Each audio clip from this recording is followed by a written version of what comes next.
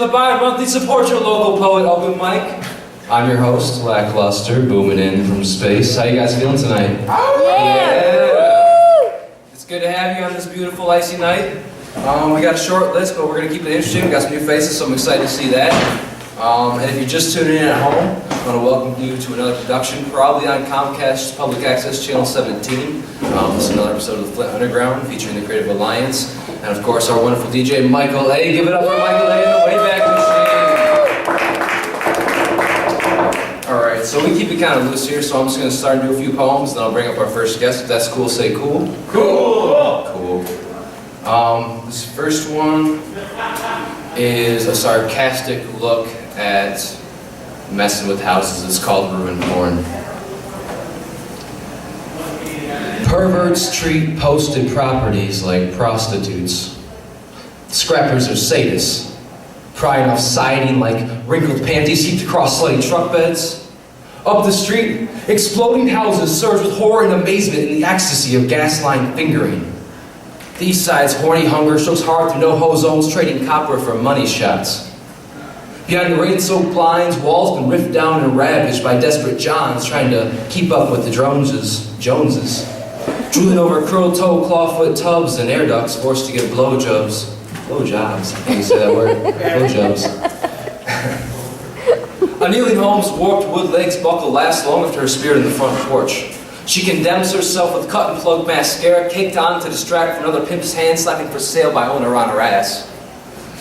The driveway is shaded by lashes of overgrown branches. The basement trashed and rancid from former tenants and cycles of entrapment. The soul needs to flee before the coffin gets buried or smashed in. Tricks get stripped and teased into foreclosure, but no one seems to care that this is happening. So, predictably, at Childhood's Inn, ratty pigtails fray away and live wires stop sparking, but fiends will still pay anyway, leaving a busted frame barely standing, another forgotten dress, soon to be erased from the tax rolls, dead inside, waiting like a bomb to be dismantled. Yeah. Yeah, that's all right.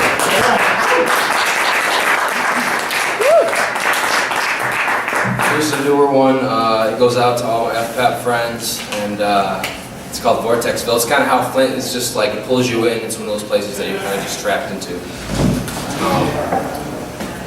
3 expressways in, but no way out. One way through, easily confused with bricks and booze. Barely a city, first and bankrupt and underused. Predictably, we as citizens, though few, feel toxic and abused as ugly factory blues paint the news with blood, blight, and burnt down schools. Appealing like roadkill to the flighty New York culture vultures of cool, who call struggle quaint and pick at bones like fools. But the hometown artist is honor-bound to defend his muse even from its suicidal self. And I refuse to let this refuge for fellow refuse, otherwise known as hell, be scrapped and collapsed by the bulldozer agendas of explorers with wealth. More demolitions every day, but no one needs a commune of gated condos to replace the vacancy, or another exclusive event, too expensive for locals to attend while decision makers devour parcels of parents' land like a course of fillets. Oh, this is a hard one. Do you know the line? So easy a parking lot away, great centurion trees and obvious opportunities. So hard to remember the prosperous city. All that's left are old curb breaks, empty union halls, and the Alzheimer's elderly. Alright, well, I don't remember the rest of this poem, so I'm going to make it real polite this time. Yeah, I got that Alzheimer's going on right now. It's alright. So I stumbled through that just fine. I'm going to bring up our first poet. So please help me give a very warm welcome to our lovely storyteller. Give it up for my co-host, Jennie Moench.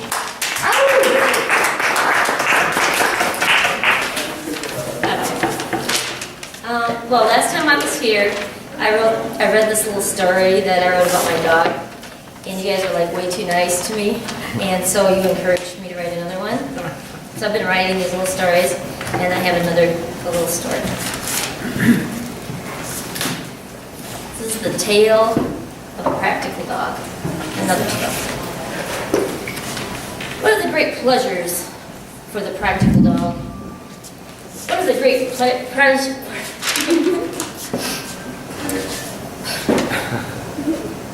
One of the great pleasures for the practical dog is when he notices that not only is the door to the water room open, but the lid on the big porcelain water bowl is open as well. How he loved the never-ending supply of cold water that raised from that sparkling spring. It was one of his master's precious treasures. He could tell that he coveted the lapping of this miracle pool themselves by the way they chased him away from it whenever they caught sight of him sipping from it.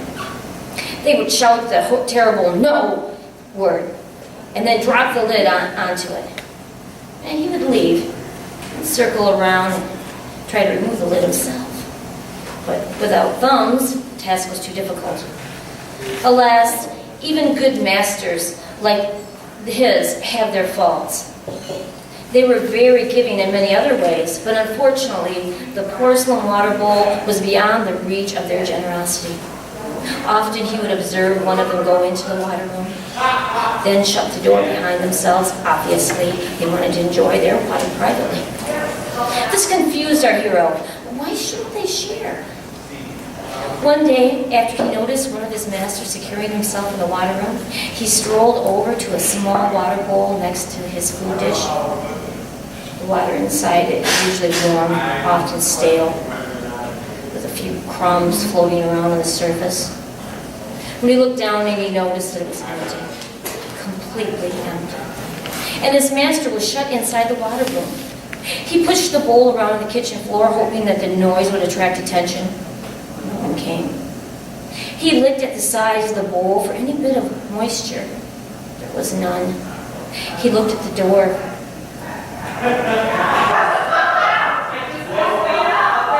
I'm sorry, I lost my place. He looked at the water room. Inside, he could envision his master on bended knees, front paws resting on the rim of the bowl, lapping up that cool, clear water. He became envious.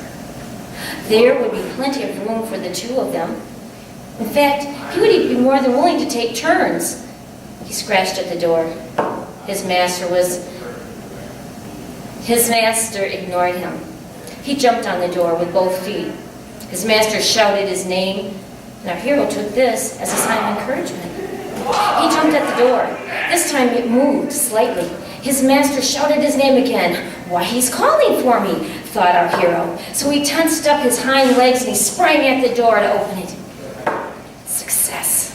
Happily wagging the stub of a tail, he anticipated to see his success. Happily wagging his stubby tail with anticipation, he sees his master.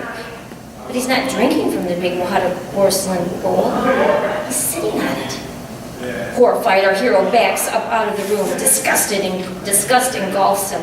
Why, even the most impractical dog would never defecate in their water bowl. Why doesn't he simply go into the yard?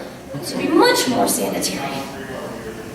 Mystified by his master's coarse behavior, he wanders to the living room and lays on the pillow, resting his head on his outstretched paws. He ponders the universe and his place in it. He always did his best to keep the house secure, barking at suspicious noises, chasing people who wandered into their side of the sidewalk, marking his master's property, and even keeping squirrels off the grass.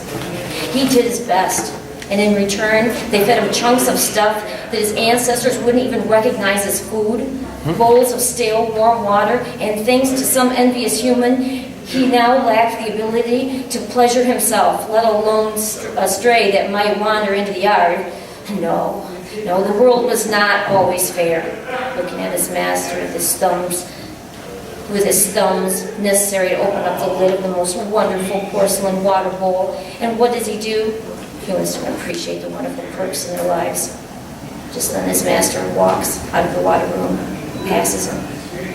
The disheartened hero looked up at him without raising his head. Freak, he would have said. If only he had the appropriate vocal cords. That's it. Yeah.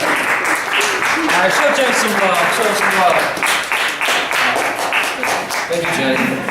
Jennie's board of directors for the Creative Alliance, which is a group that meets in this room every Wednesday at 7 o'clock, except for the third Wednesday of the month, which is coming up February 20th. where we have another open mic like this. It's an open canvas, open stage event. We have jugglers, performers, poets, singers, whatever you can imagine over at Good Beans Cafe in Carriagetown. At 7 to 10, it's all free. You know, that's kind of our thing. We like free events. And of course, our lovely DJ, Michael Way back is here every single Saturday from 9 on. So if you guys at home aren't seeing him tonight, come on down next week or whatever. He'll be here doing this thing. So I'm going to read one poem that I give it up to Ryan, who was from the Writers Circle, which is kind of the group that's part of the Creative Alliance that's sponsoring this Support Your Local Poet event. And I don't know if you guys are still meeting right now or you're kind of on hiatus. Not currently, but if you guys are interested. Meeting up again at the bookstore probably in March. Okay, so starting again in March at the Pages Bookstore on 2nd over here. If you guys are interested, contact Ryan. So I'm going to do one poem real quick. If that's cool, say cool. Cool. Cool. I think I remember this one. It's called Bulldozer in His Bungalow. Girl, I want to rip into you like a demo crew with a passion for their jobs.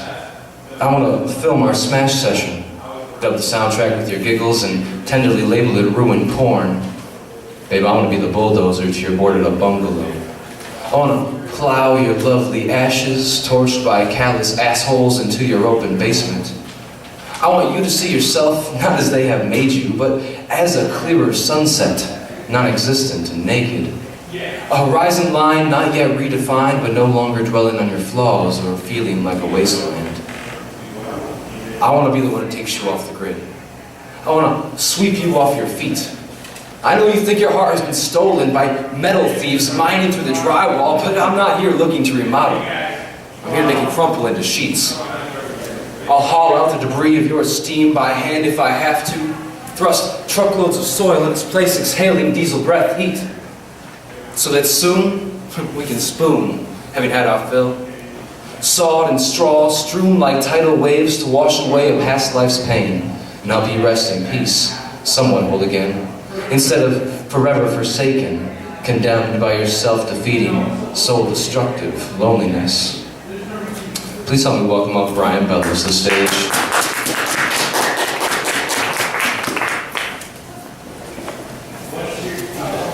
Thanks, man. So, what I brought tonight, I got these little notebooks that I've been writing these poems in at the Writers Circle for like the last 3 years. So, like, I wrote them all out in Word, and I started working on some of them. Some of them didn't have a title, and I just grabbed a few of those to read to you guys. This first one is called The Day's Resolve. Sitting at the bus station just past 5 on Friday evening, I'm getting myself home rather early for a Friday night. But the mood is right. I don't feel like being out amongst the people. I want to head home and drawn to my recluse. I'll spend the evening quietly at home making peace with my demons. I can sort things out in my solitude. For the moment I'm a passenger among passengers, sitting at a bus station waiting to go home to the day's resolve. All right. Thanks, man. You guys are so kind. This one I titled Finances. If I had $1 million, I'd never have to worry, although my vision would still get blurry. I wouldn't have to be in a hurry to bring the money home. I'd probably dish out some loans and spend some time on the phone talking over ways to put the money to use. I'd be careful not to let loose and watch the money fade away. Yeah. This one I titled Thoughts of a Broken Man on a Street Corner. My mind is vacant of jazz nightclubs, martinis and fine cigars, classy women riding around in cars. I've been frequenting rundown bars, sleeping in alleyways, bumming lucky strikes from passers-by. I can't muster the urge to try. If I weren't a grown man, I'd break down and cry. And if I were a stronger man, I'd wipe the darkness from my eye. Then I'd get on my feet and try. I am everything I feared I would become. My future is tainted with self-fulfilling prophecies. My reality is painted with mediocrities. My perception needs an intervention, some attention to my contention. that life is what you make of it. All right. Thoughts of a broken man on a street corner. Kind of a long title, but this one I wrote like a couple years ago when it was spring. We had like an early spring, so I wrote this and started it. To turn the tides of winter. The first day of summer has come and the springtime has left us. I'm thinking of the hot and cold that found us in the past months. Again, August days sweltering in the springtime air, and then it seems the summer heat had left us, like the leaves in the trees of November's sky, the winter's Christmas making frost on the morning lawn, the flakes of snow falling down, the white landscape that turns to mud when the rain begins to fall. This cold spring, this hot, cold spring, I'm ready for something better that the summer will bring to turn the tides of winter.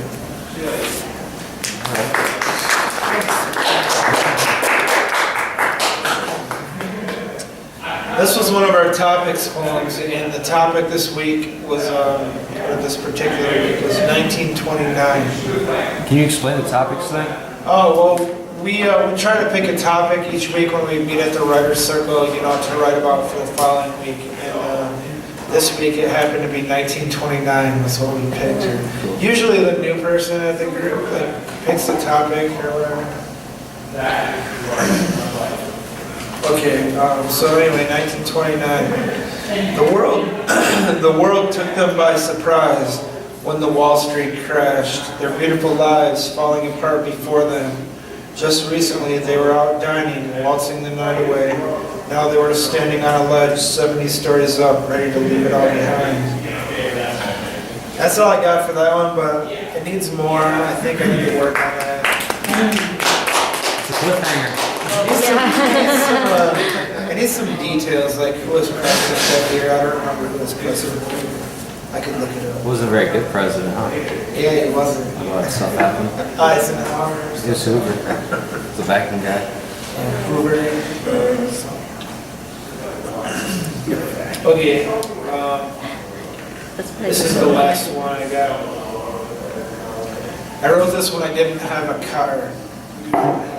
So it's called Cable Cars. I need a set of cable cars to get me from here to there, a series of places where I can come aboard and let my cable car take me, far from my troubles, far from my loneliness, far from the places where I dwell on the things that aren't just so. I need more places to go, more community events, to places with music, places with poetry, places where I can set my soul free. I need to take some cable cars to the places I can be.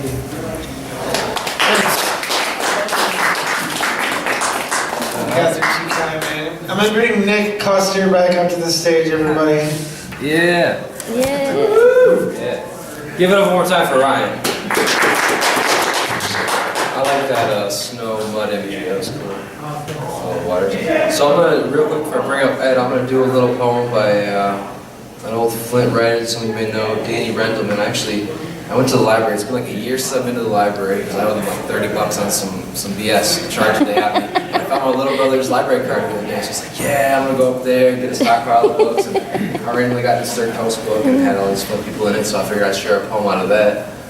So this is one of Danny Rendelman's. It's called Cheese Lines, Flint, Michigan. Yeah. It starts like this. It's a good one. Gray lines of women at the North Flint Plaza, waiting their due, surplus cheese and butter we can't use. The lines that shuffle down the wheat-split sidewalks past the boarded-up display windows of the fair, United Shirt, Noble Shoes. While at the curb, monstrous green Buicks idle in rust.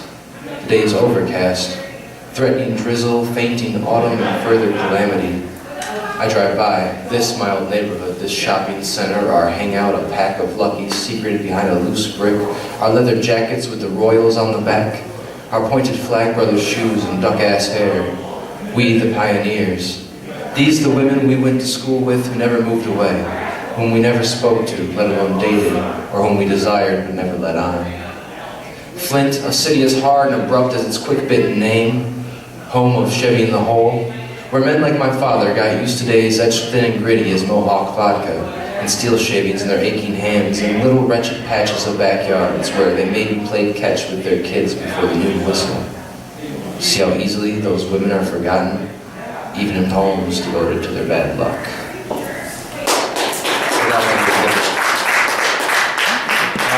So, to keep that applause going, help me welcome up a new poet, Ed Davis. Give it up for Ed. Let's see, well, okay, poem, maybe haiku more likely. Yeah. That's and there are a number of them, they're all just titled one through whatever. So that way, and I just kind of started doing this just as a lark, and it turned out to be kind of fun. And I thought, I'm going to do this. Awesome. Yeah. Oh, okay. Sometimes things are said that may surprise and delight, or not, we don't know. I love to say things out loud and in a loud voice that only you hear. We say things out loud, things that have meaning to us, and that is enough. Listen for that sound. It's the one that's hard to hear, but it's there. Listen. If you think you see meaning where there could be some, it's probably there. Time breaks free for change. We stay on the path till then. I breathe when you breathe. When clouds goes away and the sun shines down on you, know that I'm smiling.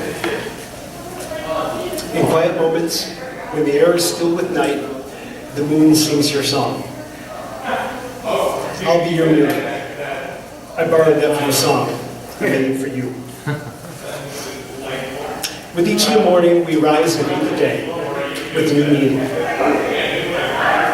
Uncertain of speed, the wind finds its way to where it's going. When next you wonder, what does it all mean and why? The answer's within. As time seems to slow, take note of every detail and know it's for you. I'll tell you the truth, always, even when it means saying I like you. Sometimes plans will change, leaving us to cast aside our plans and just be. As long as we think we're moving forward, we are, even when we stall. If it was a dream, I wouldn't want to wake up. It's good that it's real. On a sunny day, the universe opens up and rains love on you. Today is a day like many other days, but I know you're in it. Do we know the way? Not always, but sometimes it's where we aren't looking. Rain stops and fog lifts, leaving behind a new day from which to begin. Okay? Yeah, thanks a lot. That was really nice. I think that's what this is all about. Like the sports we got, this like safe environment. We kind of come up and try new things and really get it out there. And I hope to see you on the 20th at Good Means if you can make it out. So I'm going to read a really quick one and bring up the master himself of awesome, terse, hilarious poetry. This one is called Faceless Pearl. Another faceless girl perched at the end of the bed, cooing daybreak under my eyelids. Posed nude with neck outstretched like a hen hungry to be plucked again. Or a strange interpretation of some Italian flamingo taken from a fashion magazine to disguise her insecurities.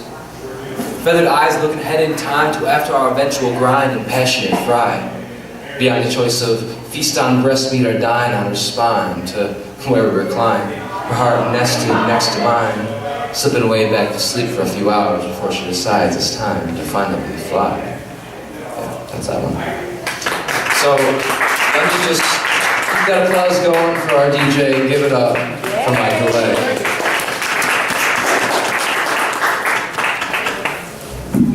Well, okay.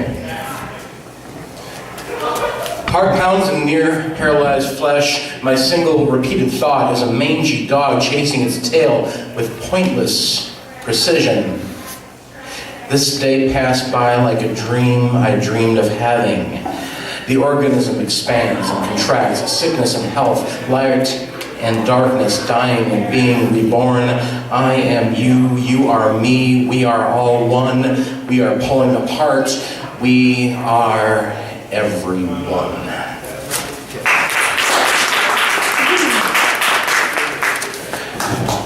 I am inadvisably thrilled by the tentative touch of an intoxicated tongue, like the gentle brush of a butterfly's wing.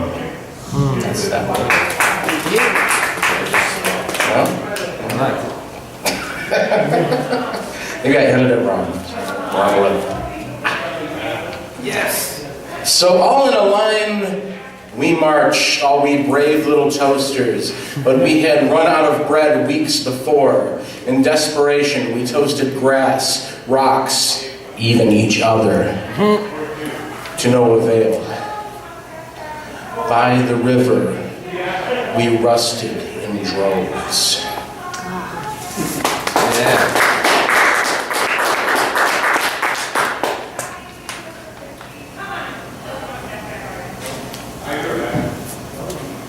Watch the screen. Only time passing in exploded words. Vision, time, and right angles. Bend your breath to warm the light. And when the mist clears, you're scrolling slowly down the page, and somewhere so am I, and we are tapping at the pipes in a complicated and unsecret code. Can you hear me?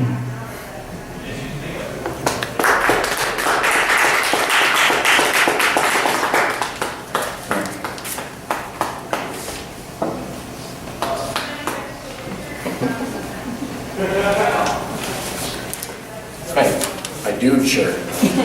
Yeah, dude. Yeah.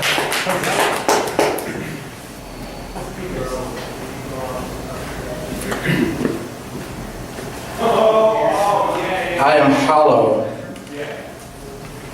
Call your name into me and hear it echo. Let the black hole inside me bend your light around me. Let my icy vacuum crystallize your breath and turn you inside out. I am hollow.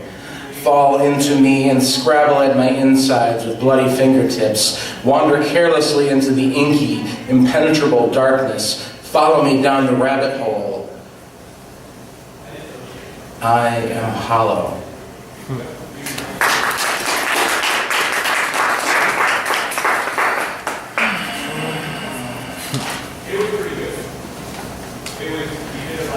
Find those tiny moments of happiness. Cup your hands around them, protect them from the wind, and feed them gently with your breath until they burst into flame. That's it. That's short poem. Don't apologize for brilliance. The dream that kissed me softly on the mouth, then rose like a balloon whose string had been suddenly cut, stared with wet eyes from the cracking, fragrantly smoke-stained ceiling.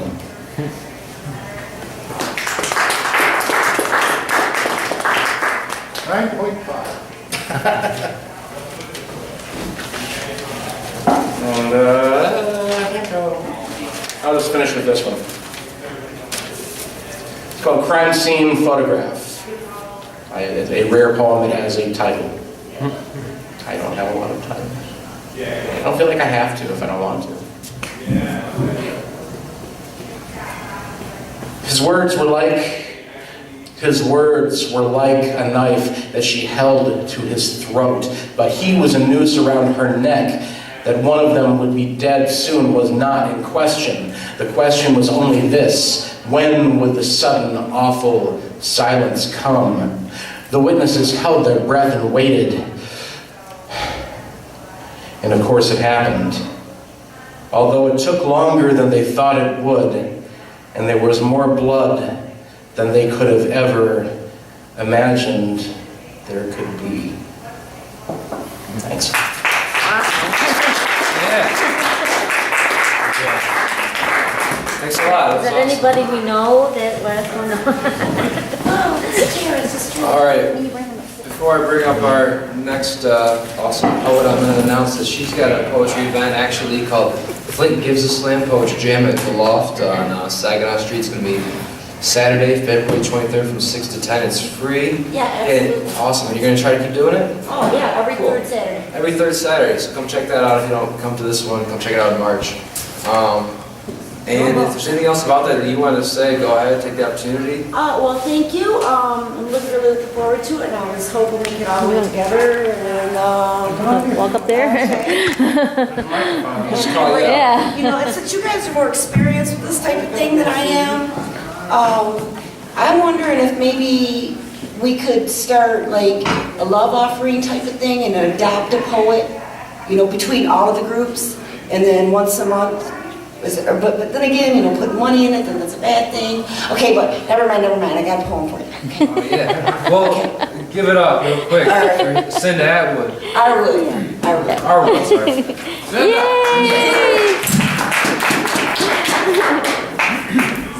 I didn't bring anything, but I remember this one. Pretty little water lily on the water, such a pretty little flower. Morning's cool, day gets hotter, and then the night comes steal the day away, and the moon come out to shine. And another day, she is left behind, and a new day dawns as a working man yawns, and he puts on his clothes to face what only God knows.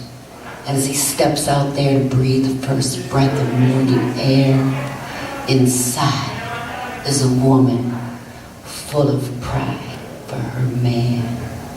She's longing to tell him of her love. It's strong as an eagle, soft as a dove, patient as a pine tree that stands in the sun and whispers to the wind, he is the one. Pretty little water lily on the water.